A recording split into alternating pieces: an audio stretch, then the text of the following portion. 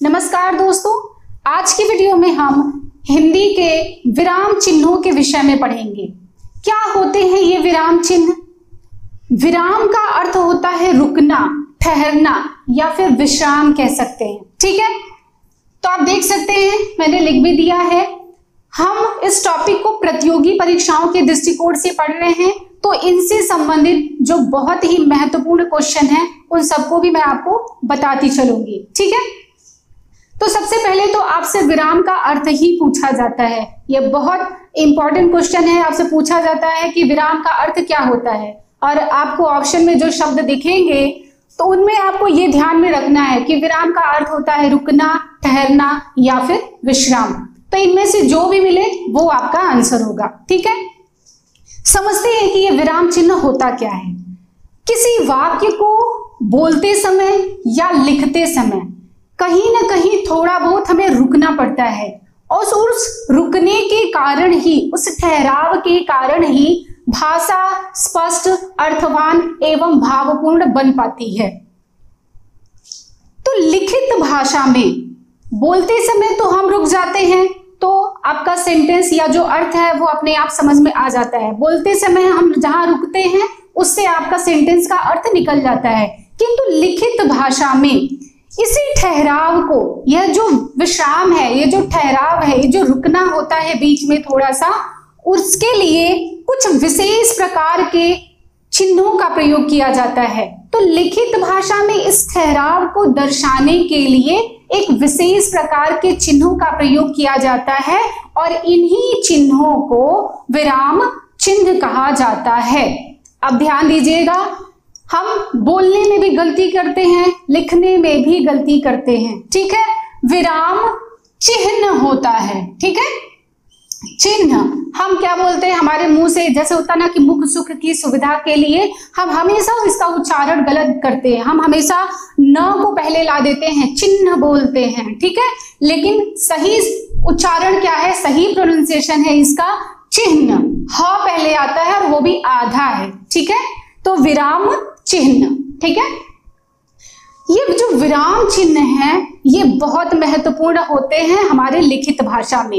यदि किसी वाक्य को लिखते समय हमने विराम चिन्हों का सही जगह पर उचित प्रयोग नहीं किया है तो हमारे पूरे सेंटेंस का अर्थ बदल सकता है।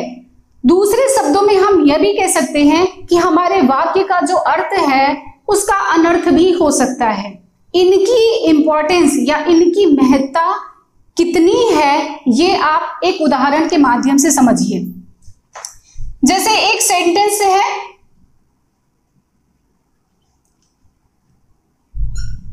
बैठो मत जाओ।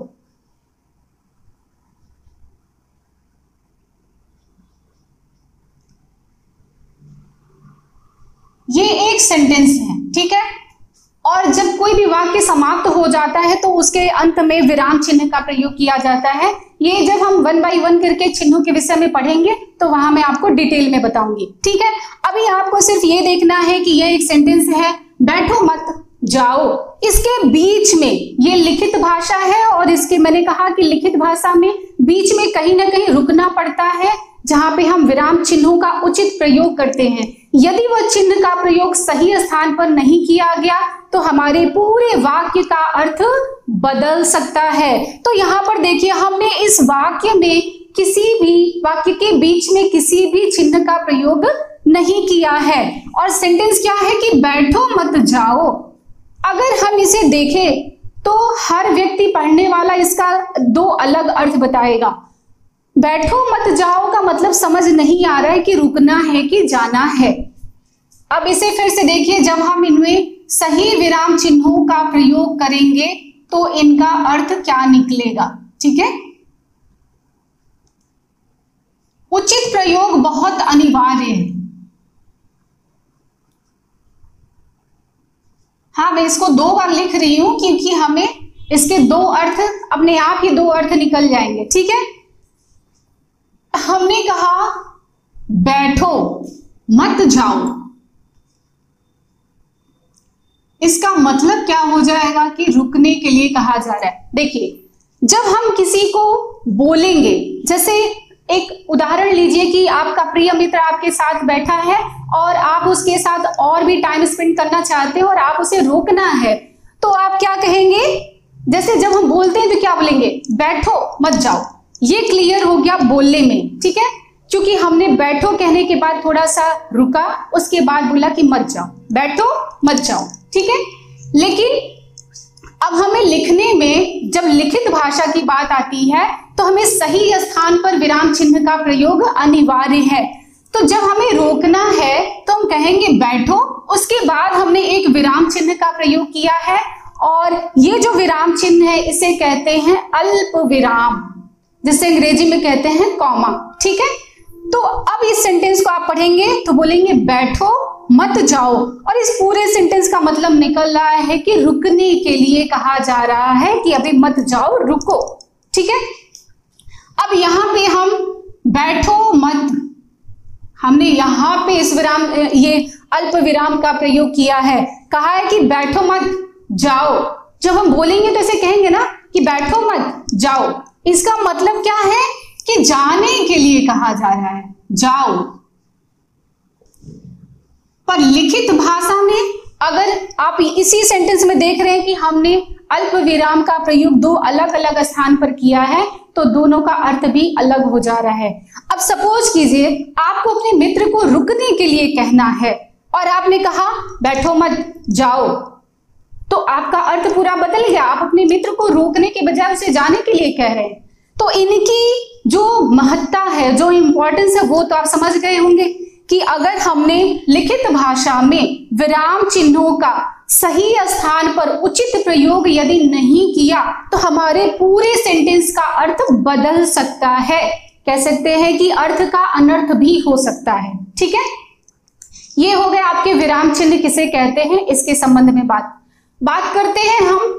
प्रतियोगी परीक्षाओं में इनसे संबंधित 2-3 महत्वपूर्ण क्वेश्चन एकदम यहीं से आपके पूछे जाते हैं जो बहुत महत्वपूर्ण है। देख लीजिए क्या है, पॉइंट वाइज है। पूछा जाता है कि हिंदी व्याकरण के विशेषज्ञ कामता प्रसाद गुरु ने विराम चिन्हों की संख्या कितनी मानी है। यह आपका प्रश्न हो सकता है कि कामता प्रसाद गुरु के अनुसार विराम चिन्हों की संख्या कितनी है। तो कामता प्रसाद जी के अनुसार विराम चिन्हों की संख्या 20 है, 20, ठीक है, संख्या 20 है, 20। ये बहुत महत्वपूर्ण है, जो आपसे पूछा जाता है एकदम डायरेक्टली, ठीक है। दूसरा इसी से संबंधित एक प्रश्न है, प्रश्न मैं आपको बताती हूं, पहले इसे देख लीजिए। तो इन्होंने अर्थात कामता प्रसाद गुरु ने पूर्ण विराम को छोड़ करके अन्य सभी विराम चिन्हों को अंग्रेजी से लिया हुआ माना है। विराम, पूर्ण विराम का आप ये चिन्ह भी देख रहे हैं कि कैसे लगाते हैं। एक खड़ी पाई होती है जिसे आप कह सकते हैं कि एक लॉन्ग स्टैंडिंग लाइन, जैसे हमने यहाँ वाक्य के अंत में प्रयोग किया है, तो ये पूर्ण विराम का चिन्ह होता है। तो कामता प्रसाद गुरु ने पूर्ण विराम को छोड़ करके अन्य सभी, तो इन्होंने कितनी संख्या मानी है, 20, यानी कि पूर्ण विराम को छोड़ करके अन्य सभी 19 विराम चिन्हों को इन्होंने अंग्रेजी से लिया हुआ माना है। और यह प्रश्न भी पूछा जाता है कि कामता प्रसाद गुरु के अनुसार पूर्ण विराम को छोड़ करके अन्य सभी चिन्ह कहां से लिए गए हैं। आपके ऑप्शन होंगे और आपको ऑप्शन ध्यान रखना है कि अंग्रेजी से लिया हुआ माना है, ठीक है। यहीं से एक और महत्वपूर्ण प्रश्न आपसे बहुत पूछा जाता है, क्या कि हिंदी का निजी विराम चिन्ह कौन सा है।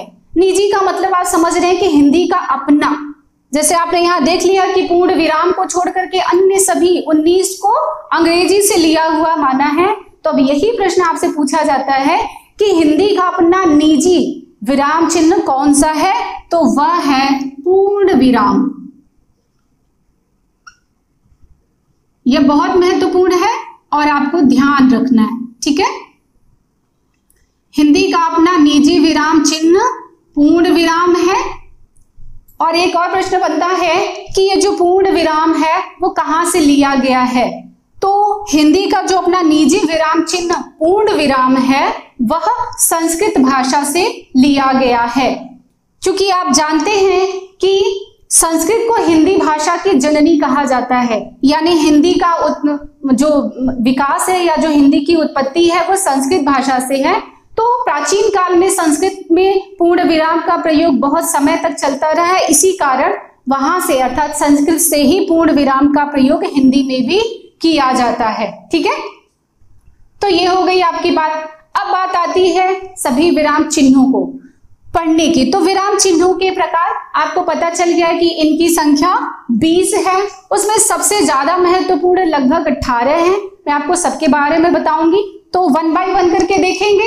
सबसे पहले हम देखते हैं पूर्ण विराम के बारे में। ठीक है, पूर्ण विराम जिसे हम कहते हैं फुल स्टॉप, और चिन्ह को आपको ध्यान में रखना है, क्योंकि एक प्रश्न इस तरीके से भी पूछा जाता है कि जैसे पूछा जाता है कि निम्नलिखित में से पूर्ण विराम का चिन्ह कौन सा है। आपको ऑप्शन में इससे 4 चिन्ह दिए रहेंगे, जिसमें से आपको उसका सही चुनाव करना होगा। तो चिन्हों के नाम और चिन्ह ये दोनों ध्यान रखना बहुत जरूरी है, क्योंकि आपको प्रयोग भी करना है। तो एकदम पता होना चाहिए कि अल्प विराम कैसे लगाया जाता है, पूर्ण विराम कैसे लगाया जाता है, या डैश किसे कहते हैं, उसका सिंबल कैसा होता है। तो ये सब बातों को ध्यान रखना बहुत जरूरी है। तो ये जो पूर्ण विराम है, फुल स्टॉप, पूर्ण विराम का प्रयोग हमेशा वाक्य के समाप्त होने पर किया जाता है। कह सकते हैं कि वाक्य के अंत में किया जाता है। जैसे आपने यहाँ पे एक वाक्य देखा था, बैठो मत जाओ, ये सेंटेंस हमारा कंप्लीट हुआ, तो वाक्य के समाप्त होने पर या वाक्य के अंत में प्रयोग किया जाता है। दूसरे शब्दों में हम यह भी कह सकते हैं किसी वाक्य के कंप्लीट हो जाने पर, पूरा हो जाने पर, वहां पर अंत में पूर्ण विराम का चिन्ह लगाया जाता है।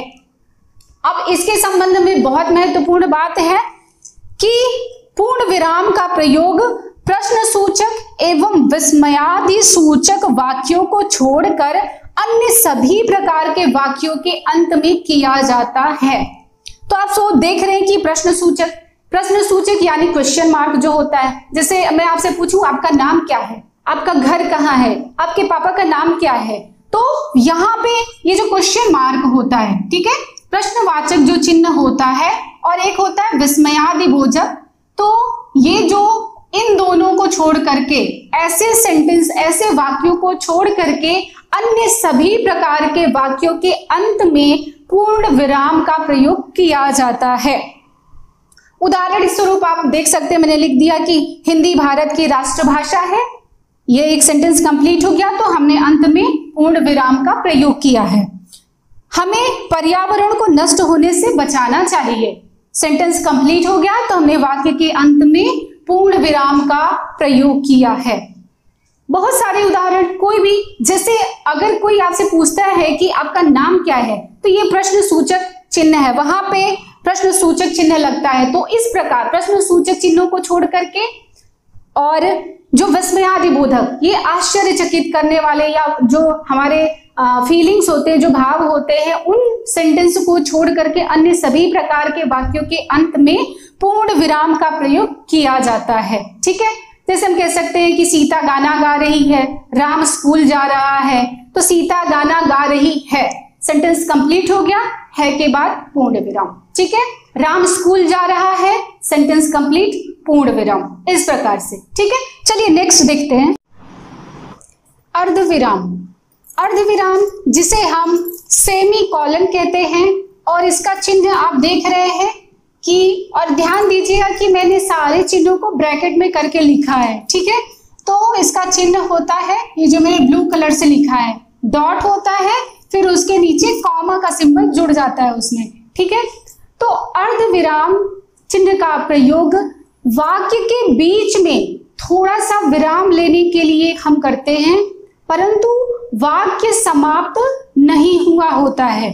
समझ रहे हैं कि जैसे एक सेंटेंस है, वाक्य के बीच में हम अर्धविराम का प्रयोग करते हैं, जहां हमें थोड़ा रुकना होता है, परंतु वाक्य समाप्त नहीं हुआ होता है। कुछ उदाहरण देख लीजिए, जैसे है कि मोहन बहुत अच्छी कविताएं लिखता है।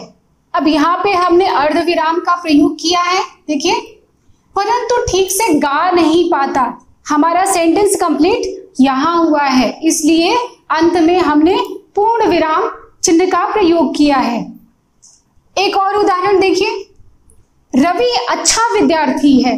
हमने यहाँ पर अर्धविराम का प्रयोग किया, परंतु उसकी संगत कुछ ठीक नहीं है। तो ये बहुत आसान है समझना कि किसी वाक्य के बीच में अर्धविराम का प्रयोग किया जाता है, पर वह वाक्य अभी समाप्त नहीं हुआ होता है। ठीक है, नेक्स्ट है हमारा अल्प विराम। देखिए, अर्धविराम और अल्प विराम दोनों को एक साथ पढ़ना है। उससे फायदा क्या है कि दोनों का प्रयोग हमें वाक्य के बीच में ही करना होता है।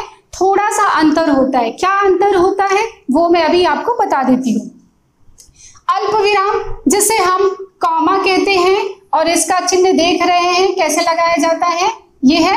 ठीक है, तो जो अल्प विराम होता है उसका प्रयोग भी वाक्य के बीच में ही किया जाता है, और वह वाक्य अभी कंप्लीट नहीं हुआ होता है। परंतु अंतर क्या होता है अर्धविराम और अल्प विराम में, यह जानना बेहद जरूरी है। तो देखिए कि जब वाक्य में अर्धविराम से थोड़ा कम समय के लिए रुकना होता है, तब हम अल्प विराम का प्रयोग करते हैं। ठीक है, तो मतलब सेंटेंस है उसके बीच में हमें रुकना है, पर ये अर्धविराम इसमें समय ज्यादा रुकना होता है, और अल्प विराम में इससे थोड़ा सा कम समय के लिए रुकना होता है। तो वहां पर हम अल्प विराम का प्रयोग करते हैं। और इसका चिन्ह आप देख रहे हैं कि अर्धविराम में यहाँ ऊपर डॉट भी होता है और यहाँ से डॉट हट जाता है। ठीक है, थोड़ा सा ही अंतर है दोनों के चिन्ह में भी। और ये जो अल्प विराम है इसका प्रयोग बहुत ही विस्तृत है, कई जगहों पर इसका प्रयोग किया जाता है। तो कौन कौन से स्थान पर अल्प विराम का प्रयोग होता है, इसे हम 1 बाय 1 करके देख लेते हैं। सबसे पहले है संबोधन में। जब हम किसी व्यक्ति को संबोधित करते हैं, बुलाते हैं, पुकारते हैं, उस समय उस व्यक्ति के नाम जैसे ही उस व्यक्ति को संबोधित करते हैं वहां पर हम थोड़ा सा रुकते हैं, अल्प विराम। अच्छा, अल्प विराम शब्द में ही आपका पूरा समझ में आ जाएगा। अल्प का मतलब ही होता है कम या थोड़ा। तो मतलब आप समझ रहे हैं कि हमें अर्ध विराम से थोड़ा कम रुकना होता है। तो जैसे ही हम किसी को बुलाते हैं, जैसे हम बोलते हैं प्रिया जरा इधर आना, जैसे आपकी बहन है तो आप बोलते हैं कि प्रिया जरा इधर आना। जैसे आप बोलते हैं मम्मी जरा चाय देना, तो अपनी मम्मी बोला और आप थोड़ा सा रुकते हैं, उसके बाद बोलते हैं मुझे चाय दीजिए या जो भी, इस तरह से। तो संबोधन में जैसे ही हम व्यक्ति को संबोधित करते हैं, बुलाते हैं, उसके जस्ट बाद कॉमा लगता है, उसके बाद आगे का सेंटेंस कंप्लीट होता है। ठीक है, दूसरा इसका प्रयोग कहाँ होता है कि दी गई संज्ञा के विषय में, संज्ञा के विषय में विशेष सूचना के रूप में आने वाली संज्ञा या सर्वनाम के पहले और बाद में। इसे उदाहरण के माध्यम से समझिए, अच्छी प्रकार से समझ जाएंगे। जैसे इसमें कहा जा रहा है कि किसी वाक्य में किसी संज्ञा के विषय में विशेष सूचना के रूप में आने वाली संज्ञा या सर्वनाम के पहले और बाद में दोनों जगह अल्प विराम का प्रयोग होता है। तो उदाहरण देखिए, कहा जा रहा है रावण। अब रावण एक संज्ञा है, एक व्यक्ति का नाम है। अब विशेष सूचना दी जा रही है कि लंका का राजा, ठीक है, और ये देख रहे हैं ना कि संज्ञा के विषय में, तो यानी रावण एक संज्ञा है, एक व्यक्ति का नाम है, और विशेष सूचना के रूप में ये जो यहाँ पे आ रहा है कि रावण की विशेषता बताई जा रही है कि कौन सा रावण, वो जो लंका का राजा था, बड़ा ही विद्वान था। तो आप देख रहे हैं कहा गया कि संज्ञा या सर्वनाम के पहले और बाद में दोनों जगह पे अल्प विराम का प्रयोग किया जाता है। ठीक है, एक और उदाहरण देख लीजिए। जैसे कहा जा रहा है बगदाद, इराक की राजधानी। अब देख रहे हैं कि बगदाद भी एक स्थान का नाम है जो कि एक संज्ञा है, और बगदाद के विषय में यह विशेष सूचना दी जा रही है कि इराक की राजधानी, बगदाद के विषय में विशेष सूचना यह है कि वह इराक की राजधानी है। तो इसके पहले और इसके बाद में दोनों जगह पे अल्प विराम का प्रयोग होगा। ठीक है, और कहाँ पे प्रयोग किया जाता है अल्प विराम का? मैंने बताया कि इसका प्रयोग काफी विस्तृत है, कई जगहों पर इसका प्रयोग एकदम मस्ट होता है जहां पे हमें करना है। तो अंकों को लिखते समय जब हम इस तरह से अंकों को लिखते हैं तो हमने लिखा 1, फिर कॉमा लगाया, 2, 3, 4, ऐसे हम बीच में हर एक अंक के पश्चात अल्प विराम का प्रयोग करते हैं। ठीक है, नेक्स्ट कहां प्रयोग करते हैं? जब हम तारीख यानी जब हम डेट लिखते हैं महीने के नाम के साथ, जैसे हमने लिखा है 26 मार्च, फिर हमने यहाँ पे अल्प विराम प्रयोग किया, उसके बाद लिखा है 1945। आप जो भी कोई भी डेट, हम आज की भी डेट लिखेंगे, जैसे तो भी लिखेंगे, अगर हमने लिखा है 25 जनवरी 1905 कुछ भी, तो हम बीच में यहाँ पे महीने के नाम के पश्चात अल्प विराम का प्रयोग किया जाता है। ठीक है, और कहां पर प्रयोग किया जाता है अल्प विराम का प्रयोग? और कहां होता है? जहां योजक शब्दों को छोड़ दिया गया होता है। यानी सबसे पहले तो आप समझ रहे हैं कि योजक शब्द क्या होते हैं।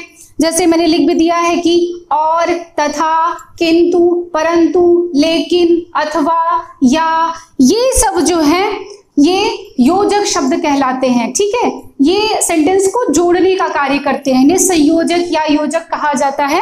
तो कहा जा रहा है कि ऐसे सेंटेंस जिसमें योजक शब्दों का प्रयोग छोड़ दिया गया हो, वहां पर भी अल्प विराम का प्रयोग होता है। उदाहरण देखिए, कहा जा रहा है कि विध्वंस एक दिन में हो सकता है, निर्माण नहीं। अब अगर हम यहां से ये अल्प विराम को हटा दें तो यहां पर एक शब्द आएगा कि किंतु या परंतु। अगर हम अल्प विराम यहां से हटाएंगे तो क्या हो जाएगा कि विध्वंस एक दिन में हो सकता है परंतु निर्माण नहीं। तो योजक शब्द जहां पर नहीं होते हैं, जिस वाक्य में योजक शब्दों का प्रयोग नहीं किया गया होता है, वहां पर उन स्थानों पर यानी जहां पर योजक शब्द आते हैं वहां पर अल्प विराम का प्रयोग होता है। यह भी है उदाहरण, राम रवि दोनों परम मित्र हैं। अब हमने बोला राम तो हम थोड़ा सा रुकते हैं। अगर हम बोले राम रवि परम मित्र है तो समझ में नहीं आएगा ना, कि लग रहा है कि एक ही नाम, हमने राम रवि दोनों एक साथ बोल दिया। तो हम बोलेंगे राम रवि दोनों परम मित्र हैं। ये तो बोलने की बात हो गई, लेकिन जब हम लिखेंगे तो यहाँ पर एक योजक शब्द का प्रयोग होगा, जैसे और या तथा कह सकते हैं। जैसे हम बोलेंगे कि राम और रवि दोनों परम मित्र हैं, तो और योजक शब्द के स्थान पर यहाँ पर अल्प विराम का प्रयोग हुआ है। और कहां पर अल्प विराम का प्रयोग होता है वो भी देखिए। दो बड़े वाक्यांशों के बीच भी अल्प विराम का प्रयोग किया जाता है। एक उदाहरण देखिए, जैसे साहस की जिंदगी सबसे बड़ी जिंदगी है। दो बड़े वाक्यांश हैं तो यहां पर अल्प विराम का प्रयोग हुआ है। उसके बाद क्या है कि इसकी सबसे बड़ी पहचान यह है कि वह बिल्कुल निडर एवं बेखौफ होती है। तो दो बड़े वाक्यांशों के बीच में भी अल्प विराम का प्रयोग किया जाता है।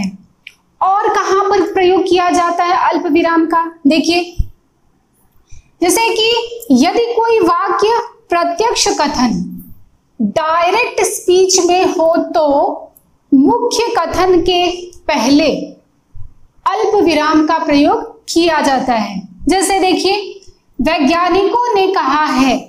अब वैज्ञानिकों ने जो कहा है वह मुख्य कथन है आगे, तो उससे पहले यही कहा गया है कि यदि कोई प्रत्यक्ष कथन, कोई वाक्य डायरेक्ट स्पीच में हो तो मुख्य कथन के पहले। ठीक है, और ये है हमारा अल्प विराम। यह जो प्रयोग है यह आप जानते हैं जिसे हम इन्वर्टेड कॉमा कहते हैं, उद्धरण चिन्ह है। फिलहाल अभी हम अल्प विराम के विषय में पढ़ रहे हैं तो हमें अल्प विराम को देखना है। और आप जानते हैं कि जब कोई वाक्य डायरेक्ट स्पीच में लिखा जाता है तो उसे हमेशा inverted comma, single inverted comma या डबल इन्वर्टेड कॉमा में लिखा जाता है। ठीक है, तो इसमें कहा गया कि जब कोई वाक्य प्रत्यक्ष कथन में हो अर्थात डायरेक्ट स्पीच में हो तो उस मुख्य कथन के पहले अल्प विराम का प्रयोग किया जाता है। तो वैज्ञानिकों ने कहा है अल्प विराम, क्या कहा है? यह मुख्य कथन है, पानी अमृत है, इसे बर्बाद मत करो। ठीक है, और कहां पर अल्प विराम का प्रयोग किया जाता है? मैंने आपको बताया था कि अल्प विराम का क्षेत्र बहुत ही व्यापक है। अल्प विराम का प्रयोग बहुत ही स्थानों पर किया जाता है। ठीक है, तो कह रहे हैं कि हाँ, नहीं, जी, बस, अतः, अतएव, निष्कर्षतः, अच्छा इत्यादि से प्रारंभ होने वाले वाक्यों में, अर्थात इन शब्दों से प्रारंभ होने वाले वाक्यों में भी अल्प विराम का प्रयोग होता है। और कहां पर होता है? ये जो सारे शब्द बताए, हाँ, नहीं, जी, बस, अतः, अतएव, निष्कर्षतः, अच्छा, इन शब्दों के बाद, जैसे हाँ, मैं सेब ले आया हूं। जैसे हम होता नहीं कि हम उत्तर देते हैं जैसे किसी को, जैसे मान लीजिए ये सेंटेंस कैसे आ रहा है, जैसे आपकी माँ ने आपसे कहा है कि अच्छा मार्केट जा रहे हो तो जरा सेब लेते आना। तो जब आप घर आए तो माँ ने पूछा कि सेब लाया, तो आप क्या बोलते हैं? हाँ, मैं सेब ले आया हूं। एक और उदाहरण देखिए, जैसे बस अब और नहीं खा सकता। आप खाना खा रहे हैं, ज्यादा खाना खा ले रहे हैं, तो क्या बोलते हैं कि बस अब और नहीं खा सकता, कहते हैं ना, बस अब और नहीं सहा जा सकता है। इस तरीके से कि यानी कि ये जो सारे शब्द हैं, इनसे प्रारंभ होने वाले वाक्यों में भी अल्प विराम का प्रयोग होता है।